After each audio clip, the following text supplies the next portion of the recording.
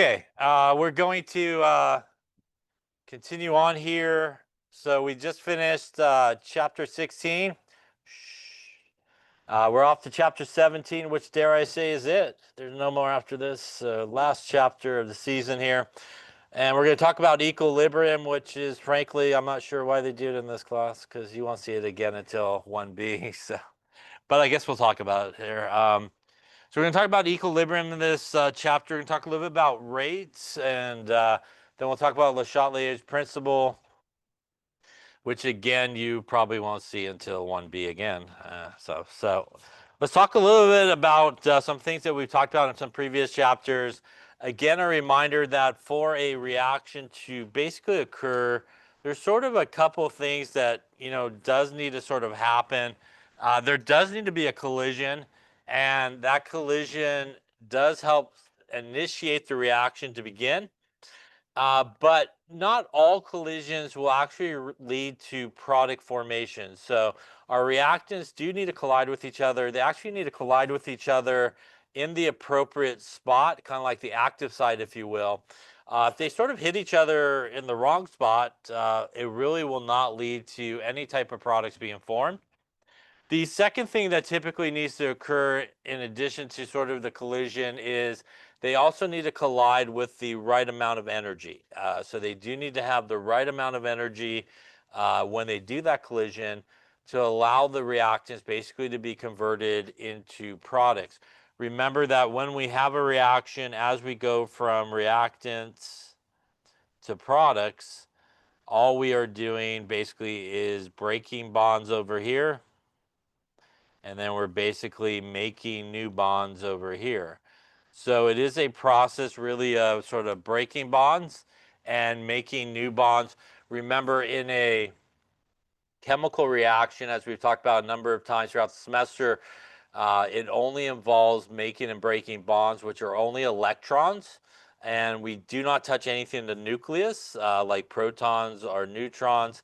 And because we don't really touch anything in the nucleus when we're doing a chemical reaction, that is why we have to balance equations, as we talked about, right? Because we have the conservation of the elements. So if you started with 4 carbons, you should end with 4 carbons. They may just be in different things on the product side, but we never sort of lose any elements along the way.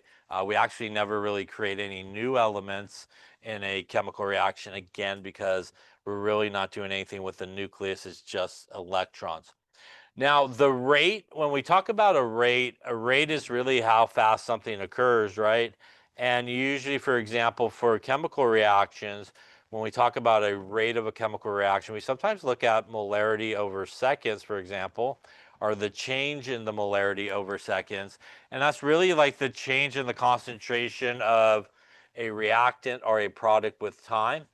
And the rate does depend on concentrations of the reactant molecules, and also temperature are two really important factors as to how fast the rate of that reaction will occur. So when we talk about rate, which you'll also talk about, I think, when you get to 1B, which is the area of study which is known as kinetics, you talk about how fast or slow a reaction takes place. You'll also talk about, when you get into 1B as well, what is sometimes referred to as thermodynamics. You'll talk a little bit about that in 1A when you talk about energy and stuff like that. But thermodynamics, for example, talks about whether or not a reaction will just take place. And sometimes people refer to that as it being spontaneous. And when you hear in chemistry, usually somebody refers to a reaction as being spontaneous, what they're really saying is, in most cases, that it has really nothing to do with how fast or slow the reaction is taking place, but it's talking about under those conditions, you would expect that reaction to take place. And that reaction would take place by itself. You wouldn't have to do anything to it for it to happen. And that's what the spontaneous reaction basically means. It means it could happen, but it could also happen really fast. It could happen really slow. It could happen somewhere in between. When you talk about kinetics and rates of reactions, you're really focusing more on, how fast a reaction takes place. And sometimes when people get into sort of thermodynamics in later classes and they hear the word spontaneous, they think like you snap your fingers and it's going to happen really fast. And that's, again, usually in chemistry, not what spontaneous means. It means, though, that under those conditions, you would expect a reaction to happen. Could be fast, could be slow, could be somewhere in between. And that's what we see in this picture here. We're basically colliding. That's going to initiate some breakage of some bonds and some making of some new bonds that are going to happen. And you get that kind of process of breaking and making new bonds along the way as this reaction proceeds. Two really important things that affect how fast or slow a reaction takes place is concentration. And if you have a really high concentration of reactant molecules, just logically thinking, what that means is you basically have a lot of reactant molecules near each other. The odds of them colliding with each other is going to be pretty high, and it's not going to take a really long time for somebody to find each other. So because the concentration is high, the collisions should actually increase, and that should lead to more products being made and a faster reaction. As opposed to if you had just a smaller concentration, so maybe you just got some sparse sort of reactant molecules around, it's going to take longer for those guys on the left there to find each other, and that's going to result probably in a slower reaction rate because it's going to take a little bit longer for everything to kind of get started.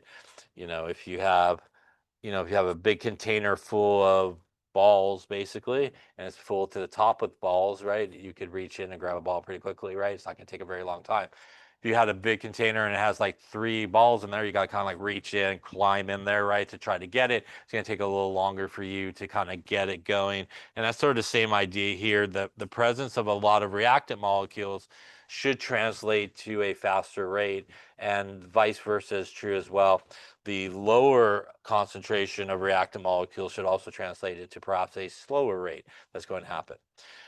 Temperature is also a really big factor in terms of rate. Typically speaking, if you increase the temperature, you will increase the rate. In fact, if in a lot of reactions, if you increase the temperature about 10 degrees Celsius, a lot of times it will be enough to double the rate of that reaction in a lot of cases. So by increasing the temperature, it actually does two really important things. At higher temperature, you're going to have a greater amount of activity, which means things are going to be moving around a lot more. And that's also going to lead to greater amount of collisions that's going to occur. Also, with that higher temperature, you're also going to have, when these collisions occur, you're going to have a greater proportion of molecules that have enough energy for that reaction actually to occur. So you're kind of boosting their energy as you increase the temperature. Obviously, the opposite would be true. If you threw everything on ice and you decrease the temperature, you would actually expect the rate to decrease as well. And it's for really the same reason. If you lower the temperature, you're taking energy out of the situation. That's going to create everybody an opportunity to kind of slow down and not move around as fast. And that means that's going to lead most likely to less collisions. And that would lead to a lower rate of that reaction. In addition, because you're kind of removing energy, when they do collide, there will probably be a less amount of reactant molecules that have enough energy for that reaction to take place. All of those are factors that would actually slow down the rate of the reaction. So temperature is a huge sort of contributor to how fast or slow a reaction occurs, and also concentration is really an important one as well. If you remember when we looked at an energy diagram, and we'll talk about them in just a second here one more time, but there is a hill that the reactant molecules has to climb to get to the other side. I think we talked about it when we were doing chapter 10, dare I say, way back when, at the beginning of the semester. But what is happening, for example, in this case is these guys are starting to collide, and they have to climb this hill to get to the other side. And that hill is the activation energy, and that's the minimum amount of energy required for a reaction to occur. If you remember, when you get to the very, very top of the hill here, that is what is sometimes referred to as a transition state. And at the very top of the hill, you have something like what we see here, This is what is sometimes referred to as a transition state complex or an activated complex. And what that is pretty much what's pictured here is actually a very much an intermediate. You have partially broken bonds and you also have partially made bonds happening at this point. So over here we have some partially breaking bonds or broken bonds. And it also is starting to make new bonds to make its product, which is happening right about here.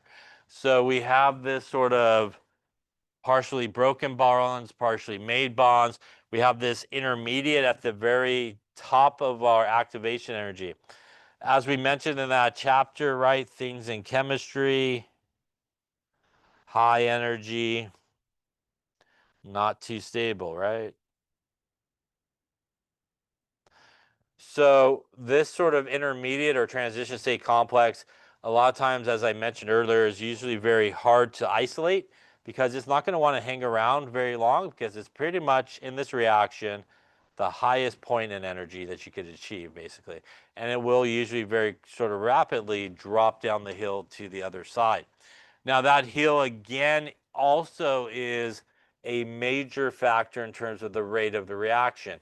If you have a relatively big activation energy,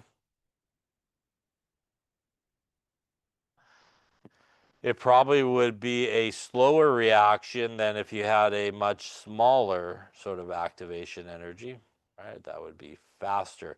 Again, because it's a less of an energy barrier that people need to get to the other side. And if it's a smaller activation energy, then more reactant molecules will have enough energy basically to get up and over to the other side.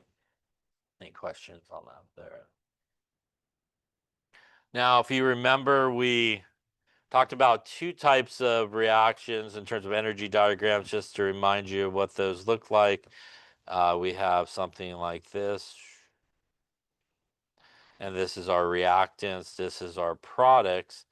This again is our activation energy hill, right? This is a exothermic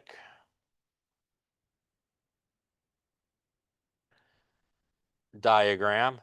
We know it's exothermic because the reactants are higher in energy than our products.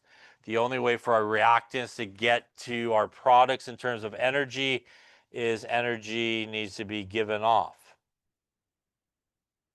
And that is your definition of exothermic, right? Energy is released. As you might also remember, that is where we find our, if we take the difference in energy, if I could draw an arrow, difference in energy here between our reactants and our products, that is the delta H of the reaction, or the change in enthalpy. The change in enthalpy for this reaction is the enthalpy of the products minus the enthalpy of the reactants. Remember, you add up all the products, subtract it from all the reactants. That's that state function, right? Doesn't matter how you get there. The only two things that are important is where you started and where you ended up. And if you just look at this graph in this example here, our products are lower in energy, so a smaller number minus a higher number, or larger number, I guess is a better way of doing that. That is going to yield you the negative delta H that you expect in an exothermic reaction. Now, if you looked at an endothermic reaction, it looks something like this. Products, reactants, energy, progress of the reaction. And once again, this right here is our activation energy. And in this case, our reactants are actually lower in energy than our products. And so in order to get up to our products in terms of energy, energy needs to be put in or absorbed. And that is an endothermic process. And in this particular case, if we take the difference between the energy of our products and the energy of our reactants, that's our delta H of our reaction. And in this particular case, the delta H of our products minus the delta H of our reactants. Our products are a larger number than our reactants, and that's going to give us a positive value for a endothermic process for a delta H here. Any questions all about there? As we could also see just from these two graphs here, just looking at these two, we do see that an endothermic reaction, again, typically has a little higher activation energy, right, than an exothermic reaction. That makes sense because endothermic, you got to put energy in there, kind of help everybody up and over that hill. For an exothermic, it's got enough energy that, it's actually giving off energy, so it doesn't need as much energy to get up and over. One of the ways that we've also talked about, I think, in previous chapters to speed up a reaction is you can add a catalyst. And when we add a catalyst, again, is not a reactant. It's not a product. And it does not get used up in the reaction. The catalyst is, again, there simply to find a way or a more efficient way for that reaction to take place. And because it's able to find a more efficient way for that reaction to take place, what it's able to do is essentially find an alternative energy pathway for that to happen. And that ultimately will lower the activation energy. As you can see here, this is the peak of the catalyzed reaction.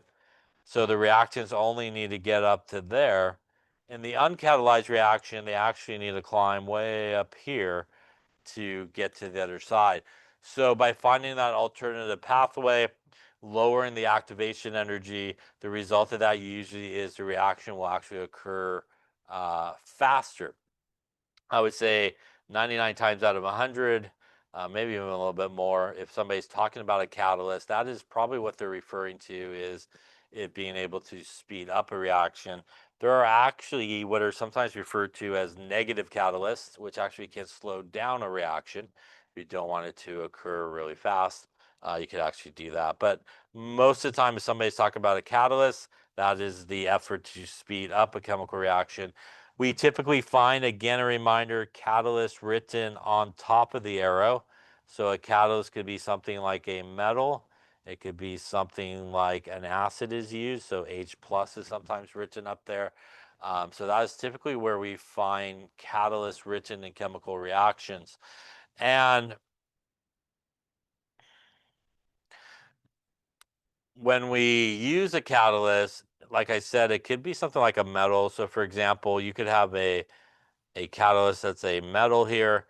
And what that metal actually can do, for example, is if you have some gas molecules flying around, it can maybe attract the gas molecules to this sort of central location. The result of that now is your gas molecules are going to be near each other and going to actually start to react a lot faster because they're now in proximity to one another. That's as opposed to not having the catalyst, where you have these gas molecules basically just flying around randomly, and they got to hope to sort of come in contact with each other, and it's going to take a lot longer for those collisions to occur. So sometimes just a catalyst is a basic idea of just kind of bringing everybody into the same sort of location, and it can kind of help with the reaction taking place a lot more efficiently. And again, that's why we see a drop in the activation energy there. Any questions on that there?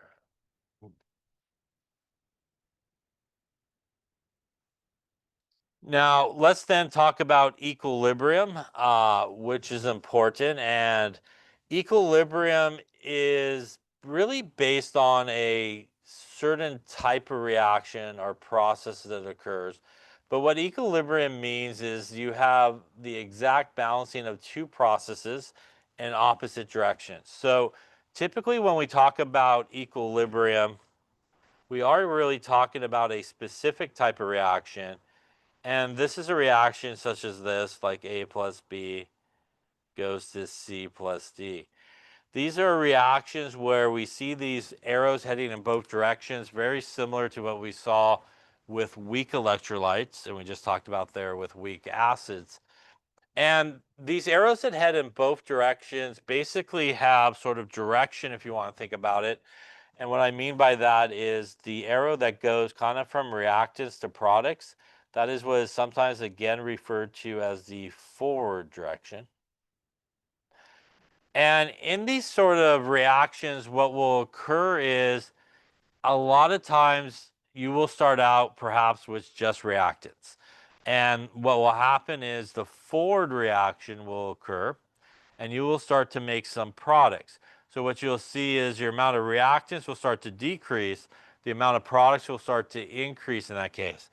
There will come a time when at some point you will generate enough products that the products will decide we would like to combine together and head back in the other way.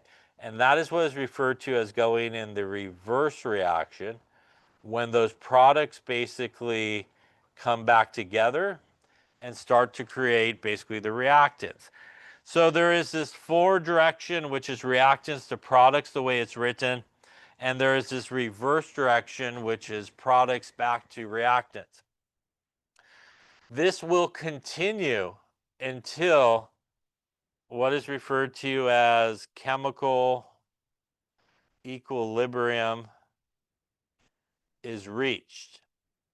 Now, earlier we were talking about spontaneous and sort of the wrong idea of what spontaneous means. People all the time have the wrong idea of what equilibrium means. And the idea and the reason why people have the wrong idea about equilibrium is because in the name you say equilibrium. So people think equal. And people think that when something reaches equilibrium, you have the exact same amount of reactants and products. Everybody's the same on both sides of the arrow. And that is not what equilibrium means. So when we talk about equilibrium, what we're actually talking about is the rate of the reaction, kind of like what we were talking about a second ago. And when something actually reaches equilibrium, what it actually means is, bless you, that rate of the forward direction, those guys going from reactants to products, will actually equal the rate of the reverse direction, products going back to reactions. So at some point you will reach equilibrium, and that means just as fast as you make products, you will just as fast make reactants back. So it's going back and forth at the same time. So what does that mean in terms of our reactants and products when we reach equilibrium? Basically what it means is when you reach equilibrium, it does not necessarily mean that you have the same amount of everybody on each side of the arrow. But what it will do is it will essentially lock everybody into place in terms of whatever their concentration is or whatever their pressure may be if you're dealing with pressures. So it will essentially lock everybody into their concentration.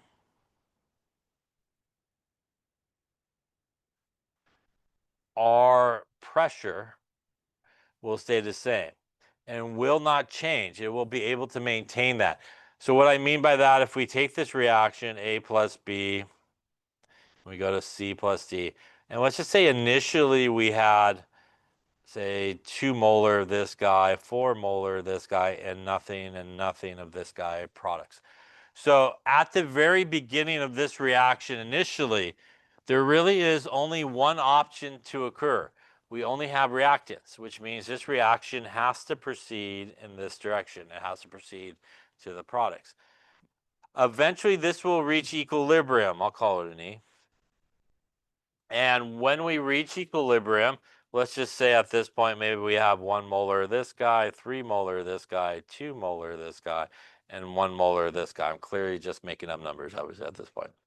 And what this means is, as you can see, it doesn't mean that we have the same amount of everybody on each side. But what will happen is these guys will be able to maintain those concentrations pretty much indefinitely. If you don't do anything to them, they will basically be able to maintain those concentrations that they reach. And that is because just as soon as you lose a little bit this way, it's just going to come back the other way just as quick. And so basically it just locks everybody into place. So again, that's usually the first sort of misconception people have about equilibrium. And again, it's because the name sounds like equal. They think everything has to be equal, and it doesn't. It just means that when you reach that equilibrium, the rate of the forward direction of that reaction and the rate of the reverse direction will equal each other, essentially locking everybody into place where they're at that moment in time. Any questions on that there? One of the most common places that we actually see equilibrium occur is actually with phase changes. So when a substance changes a phase, it's actually in equilibrium with each phase. So what are we talking about? We're talking about, for example, at like your melting point or freezing point, right? That is the change that occurs between solid to liquid or liquid back to solid, right? It just depends what is happening with energy at that point. But if you were, for example, at 0 degrees Celsius for water, which is the normal freezing point, melting point for water, you would, as we talked about, have both phases in equilibrium with each other. You would have ice in equilibrium with liquid water. Again, as we talked about, it's not until you get a little bit above 0 degrees Celsius that you will transition into liquid water. It's not until you get a little bit below 0 degrees that you'll actually have ice. But at exactly 0 degrees, which is the normal boiling point or melting point, you will have basically like ice crystals. So you'll have some ice, you'll have some liquid water, and it'll be able to maintain that until something happens like the temperature changes. That also occurs at the normal boiling point, right?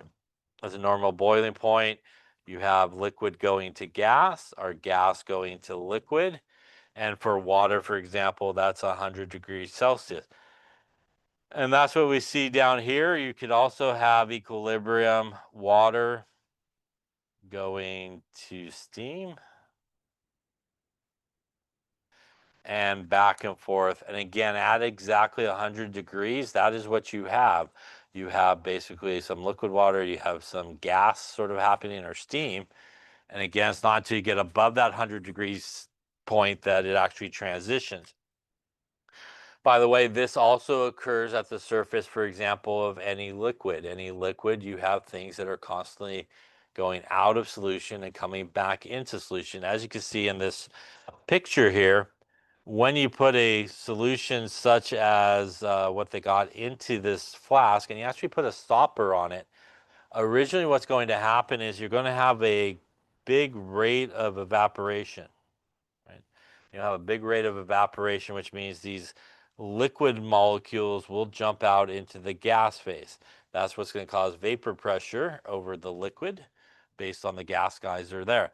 But because you stoppered this thing, those gas molecules that jump out of the liquid have nowhere to go. They're trapped basically in there. So what will eventually happen is they will come back down and go through condensation. And eventually you'll have this sort of equilibrium that's reached where you have guys that are jumping out of solution and guys coming back into solution. That's also why, as we talked about, I think in one of those chapters, that if you take a flask like this, and you put a stopper on it, you put a liquid on it, when it does reach equilibrium, if you look at it really, really closely, you'll actually see usually the liquid level will drop down a little bit after a while.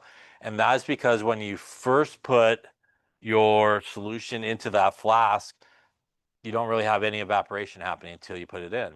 And once you put it in, you then have some evaporation happening, which is why our liquid level goes down a little bit.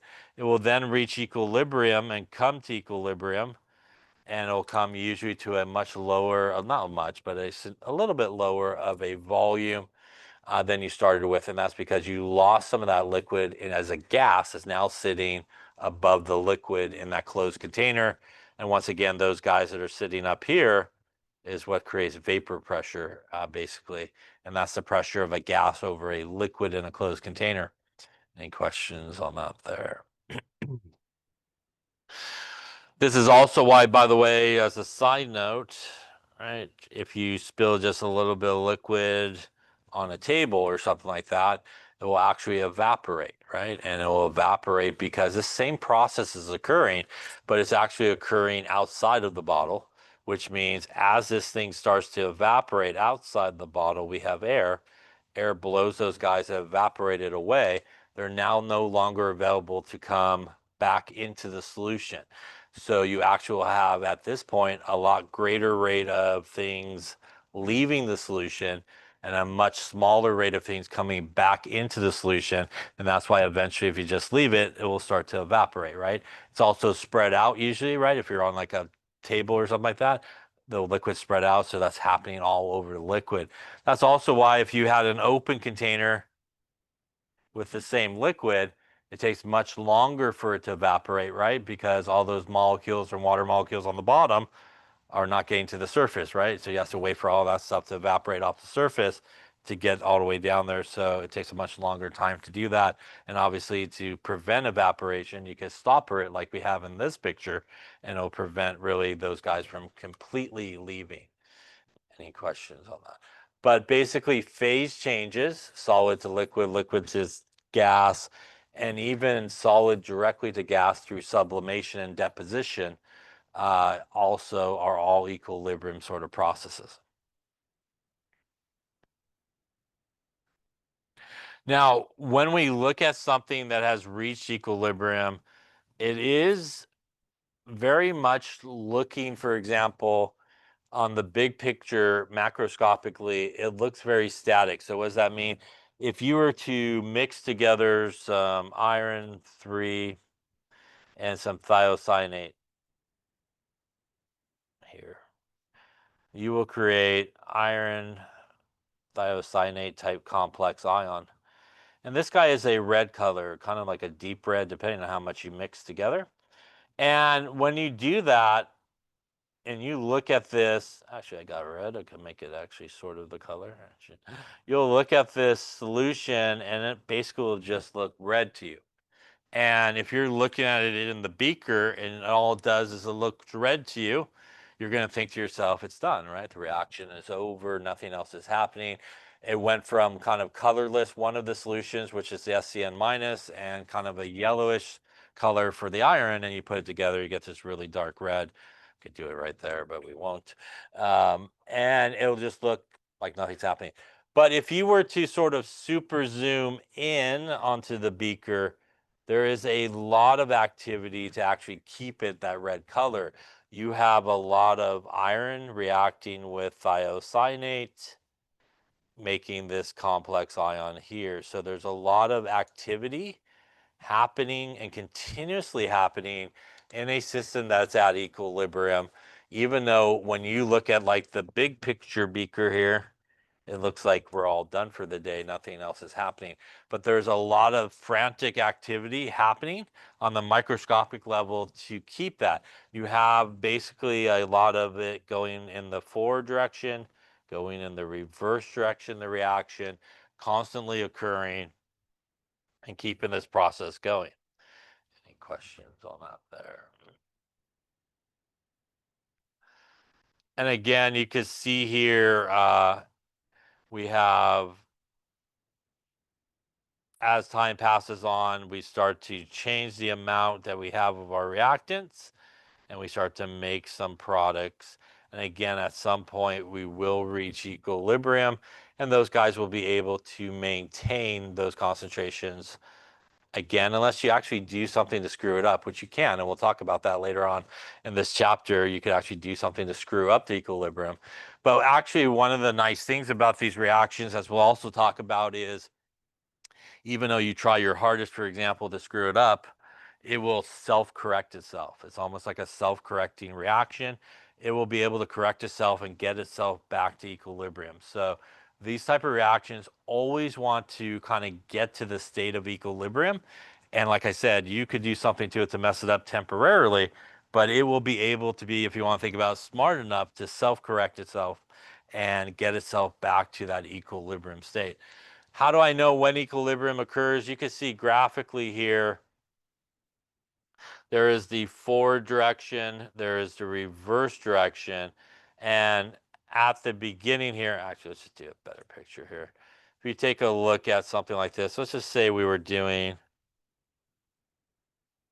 N2 plus some H2 makes a little ammonia here, which is a reversible reaction. A little 2 there to balance it, like I'm in chemistry class, a little 3 there as well. So if we were to do reactions proceeding this way, at the very beginning of this reaction, you know, we would have some H2, we would have some N2, and we basically would have none of the NH3.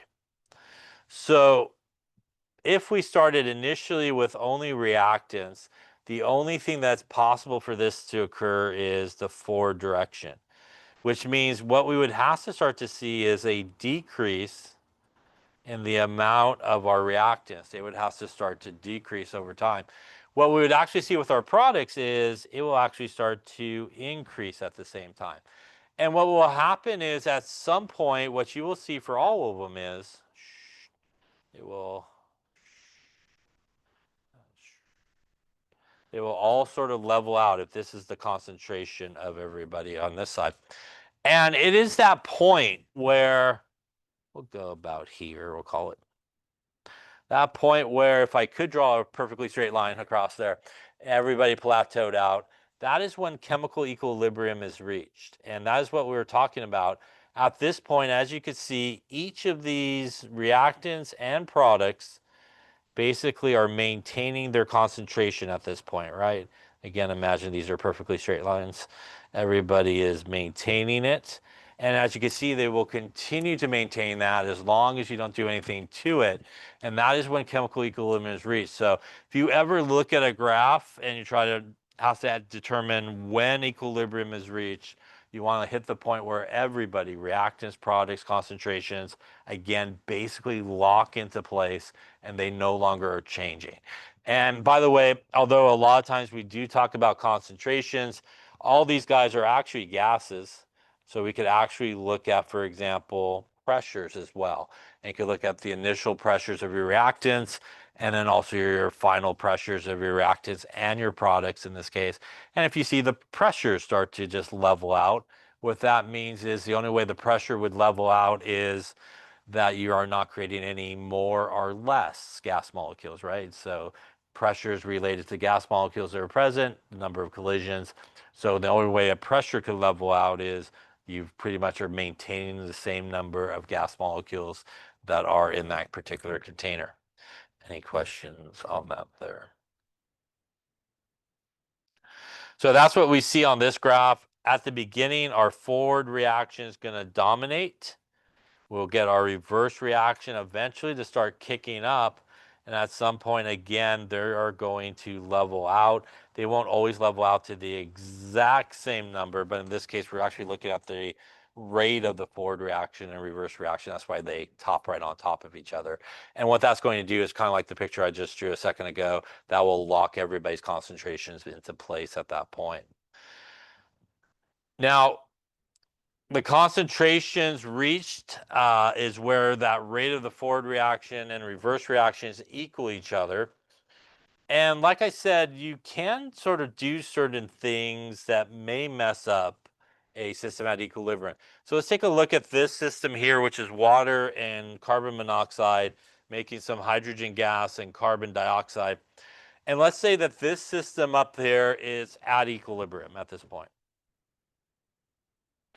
So let's say it's in a container, and by the way, right, everybody's like in a container, a beaker, whatever it may be. They're all in here together. Probably since they're all gases, more of a container. They're all flying around in that container at this point.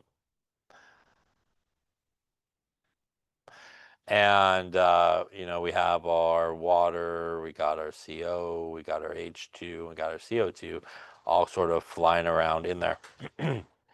All right. So what I want you to think about and try to decide is if you decided to this equilibrium, add more water, what will happen to everybody's concentrations? Will they go up? Will they go down? Will they stay the same? So take a moment, think about if you had this thing at equilibrium and you added some water, what will happen to everybody's concentrations? Will they go up? Will they go down? Will they stay the same? So take a moment or two and think about it. So we have this system, they're in a container, they're at equilibrium, you decide to add more water. So we're going to add basically water, which is over here. It's really steam right in the gas form here. When we add more water, would you expect the forward reaction or the reverse reaction to occur? Water in this case is a reactant or a product? Is a reactant, which means what we just did when we added water is we added more concentration of reactants, right? And as we were talking about earlier, if you have a higher concentration of reactants, that should really kick off the reaction to occur.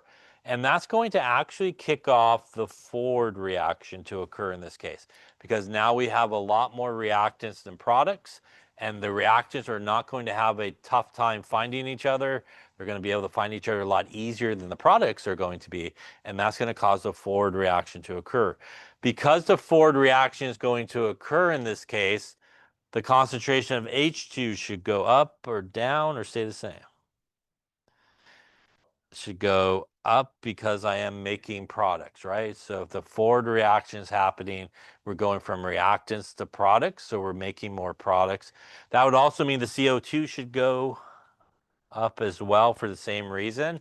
Again, that forward direction is going to predominate. We're going to make some products. How about the CO? It should go up, down, stay the same. CO would go down, and it would go down because the only way to make products, right, is you need both reactants, right? So you need both reactants to make the products.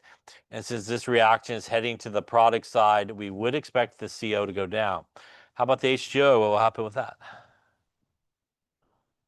It will eventually go down, but there's a couple things that will happen with it. But the overall trend is it should go down. And what you would actually see if you monitored it is you would actually see it go up first, and it only went up because you added more, right? So you artificially jumped it up. But as soon as you artificially jump it up, it's then going to go find some CO, right? And start to come back down and start reacting as well. You may, in the case of water, actually find it being more than you started with, and that's only because you added it. So it's kind of artificially inflated. But the overall trend is it also should come down because it is needed. The water in this case is needed with the CO to produce these products, right? So you have to use up some of those. It's kind of like the graph I just drew for our reactants. Those guys are coming down. Our products are coming up, right? And so they have to see a decrease in our reactants and an increase in our products. Any questions on that one there? So what would happen if we took the exact same reaction, but instead of adding water in this case, we decided to add H?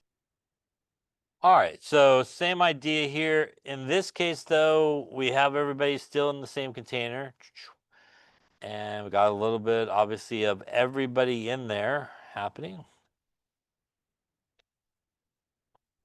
We are adding some H2 in this case. H2 is a product, which means in this case, we actually are increasing the amount of products present. And what that's going to do in terms of our reactions is, hopefully you guessed, it's going to cause the reverse reaction to occur here for kind of the same reason as the previous one. We're going to just have a lot more products available to us. That's going to cause all the products to start combining and heading towards the reactant side in this case. That's going to cause our CO2 to go down as we need it to make our products. That also should cause our H2O in this case to go up because we should actually be making reactants. And our CO would go up as well because we're making reactants.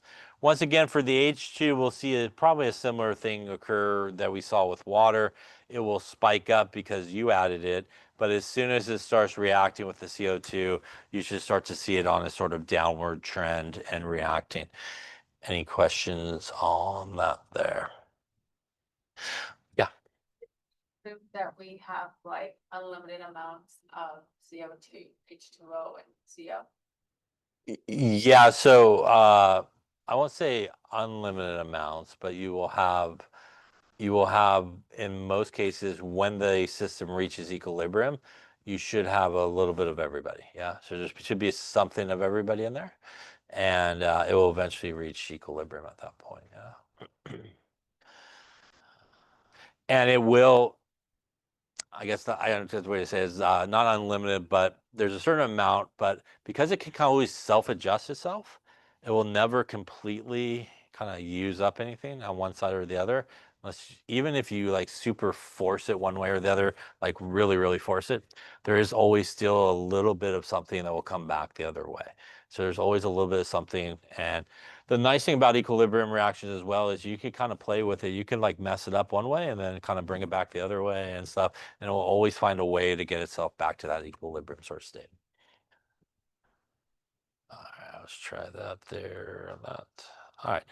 Now, one of the things that represents a system at equilibrium is what is known as the equilibrium constant, which is capital K. The equilibrium constant is capital K,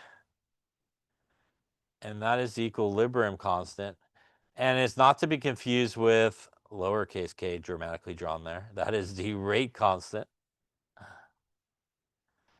Capital K is the letter that brings you Chem 1B. That's all you learn about is K. Every K you never want to know about, you'll learn about. But the way that we calculate the equilibrium constant is we basically take the concentration of our products divided by the concentration of our reactants. And by the way, again, a reminder that when you see these brackets, that does mean concentration.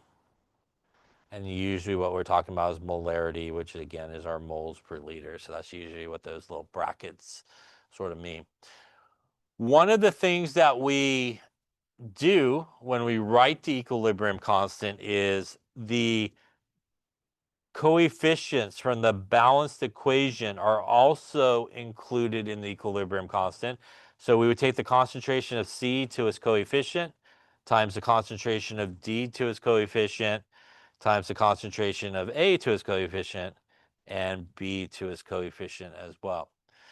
Now, K is one of the few things in chemistry that does not typically have units associated with it. It is actually just a number. So this is actually just a number, no units. But the number does help us understand what we should expect to happen when we reach equilibrium. And what does that mean? It means, for example, if I have a large value of K, that means I have a large equilibrium constant value. When I reach equilibrium, would I expect to have mainly reactants or products present? What do you think?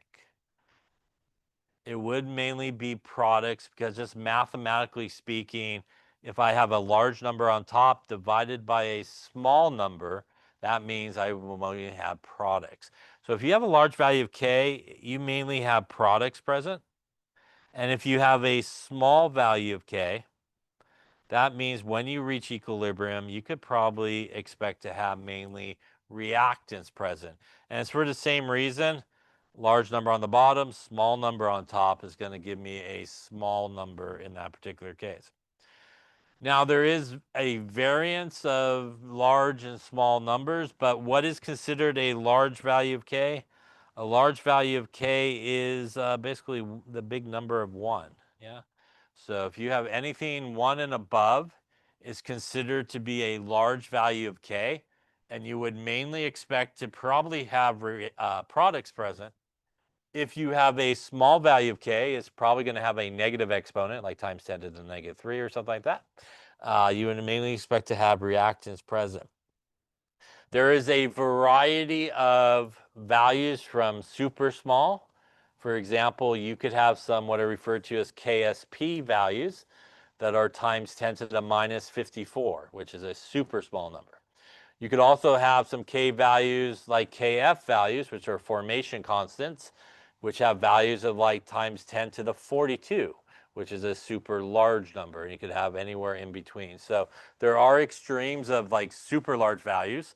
And if you have a super large value of K, even though it is a reversible reaction, it almost is like a one-way street to the products. But as I mentioned earlier, even though you may have a really large value of K, it is always a reversible reaction. So just a smidgen of it is going to come back the other way. So you'll always have things happening in both directions.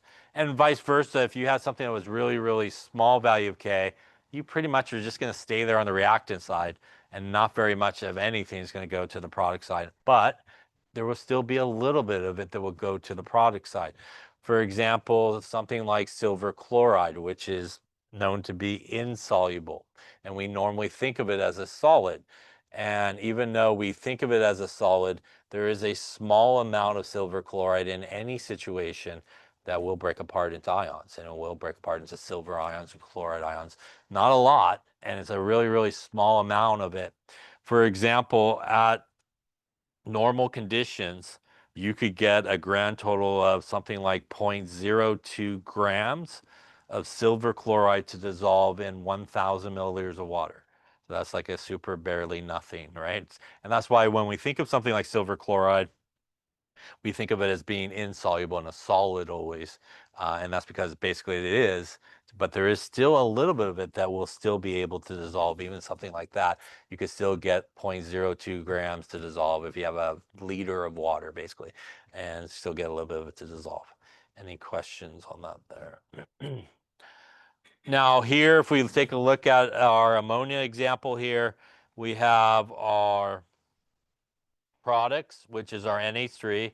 So again, we would go the concentration of NH3 divided by 2 because of the coefficient, divided by the concentration of N2, and the concentration of H2 to the 3 because of the coefficient. Obviously here the coefficient is 1, and much like most things in chemistry, we don't really need to put the 1 there, but it is assumed to be a 1, and usually it's not written in like normally here in chemistry. Now, when you see a K value given to you, it is specific for exactly how the reaction is written. What are the reactants side, what's on the product side. And is specific, the K value, for the reaction as it's written, and also the temperature. Now, the temperature is the only thing that can actually affect the value of K. It is called the equilibrium constant, which means if you don't screw around with the temperature and you do a bunch of reactions, the same reaction over and over again, and you calculate the equilibrium constant, you should get the exact same number every time. It won't be perfect, but it should be pretty much the exact same number every single time. And that's why it's a constant. Now, that is also something that confuses people. Let's just say, for example, in experiment 1, I started with 2 molar this guy and 3 molar this guy and nothing of this guy. And let's just say in experiment 2, I started with none of these guys and all of this guy. Let's say in experiment 3, I started with a little bit of this guy, a little bit of this guy, and a little bit of this guy. If I did all 3 of these experiments at 25 degrees Celsius, my K value for all 3 should be the same.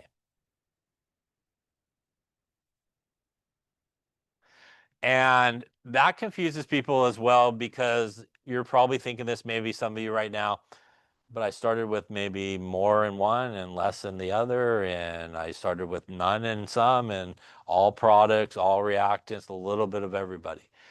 But the equilibrium constant, the ratio of your products to your reactants, will always come out the same regardless of what you start with. And that's how the reaction will go. So you say, how can you do that? You could just take a very simple example to explain that. If I could find the page, we could take a very simple example, maybe explain that. There you go. And a very simple example to explain that is, let's just say I wanted my K value to be 2, right? And we know that K is, again, our products, right, divided by our reactants. Now, there are many different ways I could get to 2. I could get K is equal to 8 divided by 4. That is 2, right? I could also get K of 2 divided by 1. That is 2. I could also get the K of 16 divided by 8. That is 2, yes.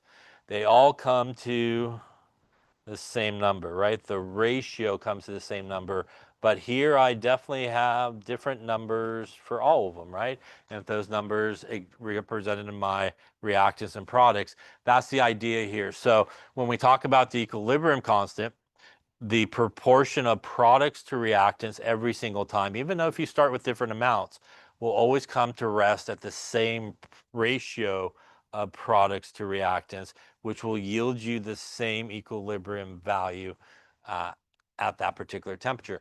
Now, again, we would have to do this all at, say, the same temperature, right? So temperature has to be the same.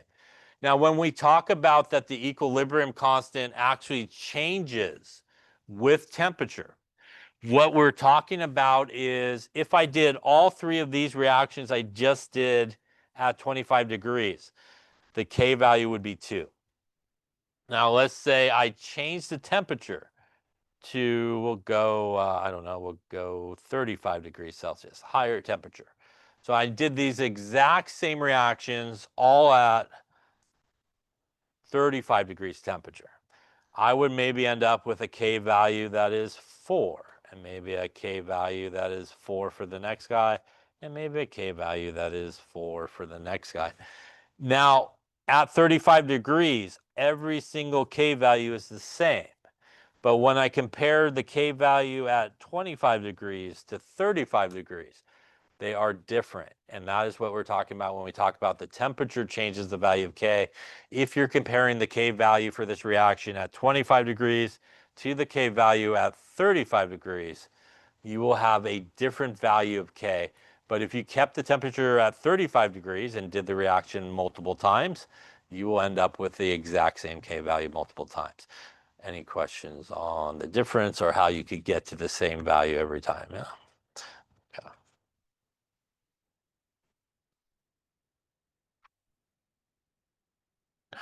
So that is what it says here. The K will always be the same as long as that temperature, which is really important, is not changed.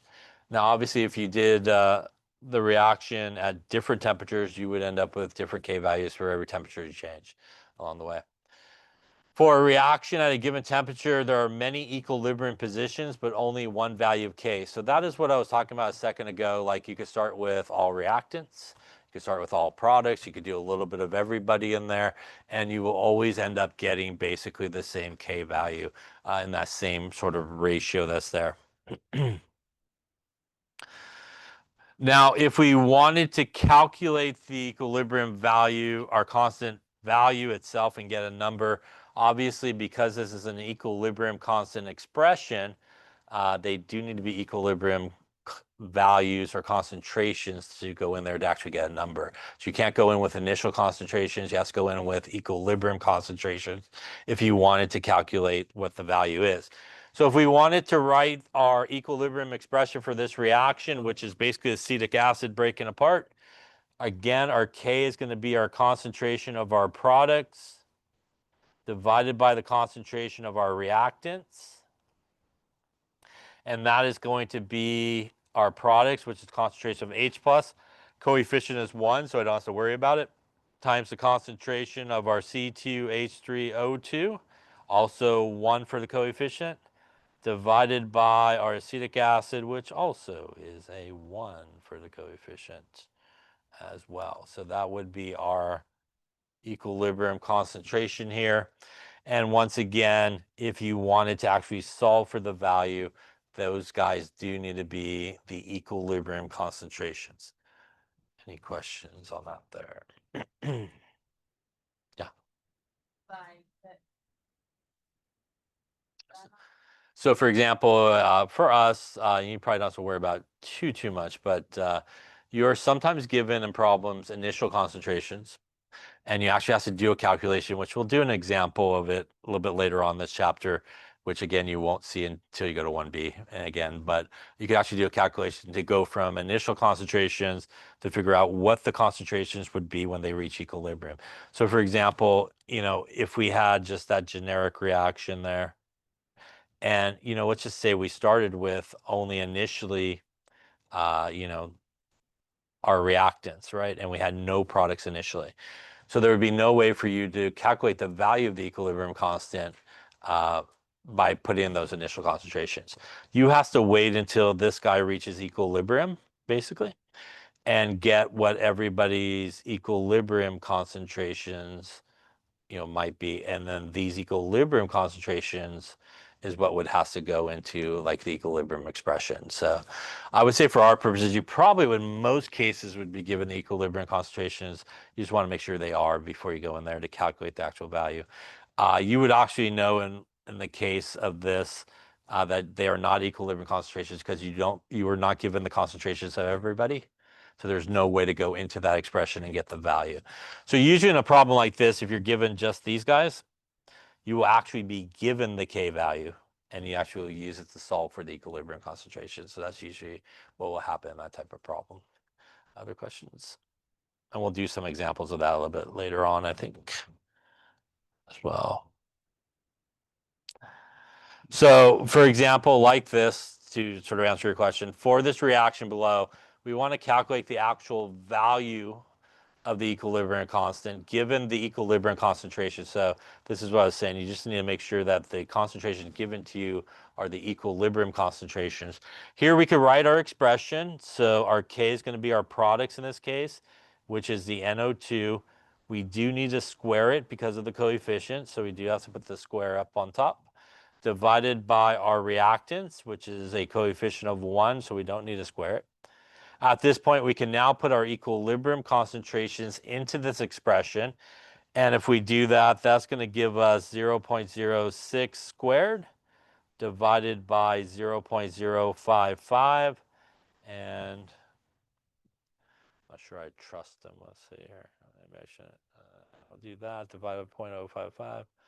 Yep. We end up with a 0.065 as the value of our equilibrium constant in this case. There is, again, no units associated with the equilibrium constant, so it is just a number. Would we consider this a large or small value of K? Be a small value K is less than 1. That would mean when we reach equilibrium, should we have reactants or products? Bless you. We should actually mainly have reactants, right? So remember that the way we calculate this is products divided by reactants.